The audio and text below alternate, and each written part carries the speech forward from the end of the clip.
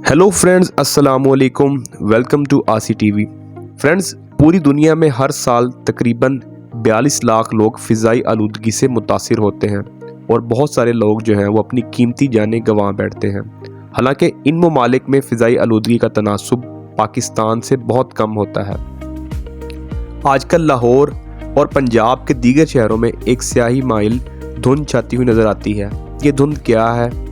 धुंध को हम इंग्लिश में फॉग कहते हैं, लेकिन मुख्तलिफ़ किस्म के धुओं से मिलाकर ये धुंध बनती है, यानी कि मुख्तलिफ़ किस्म के स्मोक से मिलाकर जो धुंध बनती है इसको स्मोक कहा जाता है।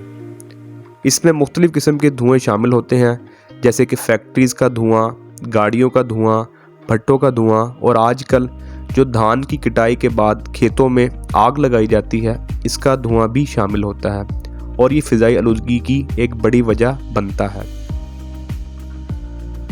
इस धुंध को तेज़ाबी धुंध भी कहा जाता है क्योंकि इसमें मुख्तलिफ़ किस्म के केमिकल शामिल हो जाते हैं जो कि इंसानी बॉडी पर बहुत ज़्यादा बुरे असरात डालते हैं और बहुत ही ख़तरनाक होते हैं।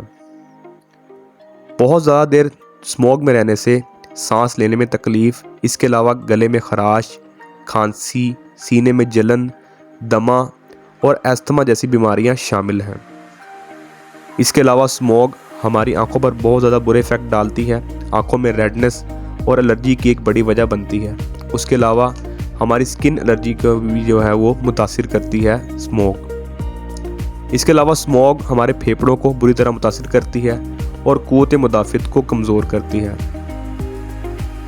अब फ्रेंड, स्मोक से कैसे बचा जाए उसके लिए आपको जो है वो हिफाजती इक़दाम करने की ज़रूरत है। सबसे पहले आप जब भी बाहर निकलें तो मास्क का इस्तेमाल करें और हेलमेट का इस्तेमाल करें और बिला ज़रूरत जो है वो घर से ना निकलें। बाहर से घर आने के बाद अपने चेहरे को धोएं साबुन से और कुल्ली करें और नाक में पानी डालें और अपनी क़ुव्वत मुदाफ़ियत को बेहतर करने के लिए फलों और सब्जियों का इस्तेमाल करें और अपने प्यारों की कीमती जो है वो जानें बचाएं। फ्रेंड, आसी टीवी में आज के लिए इतना ही।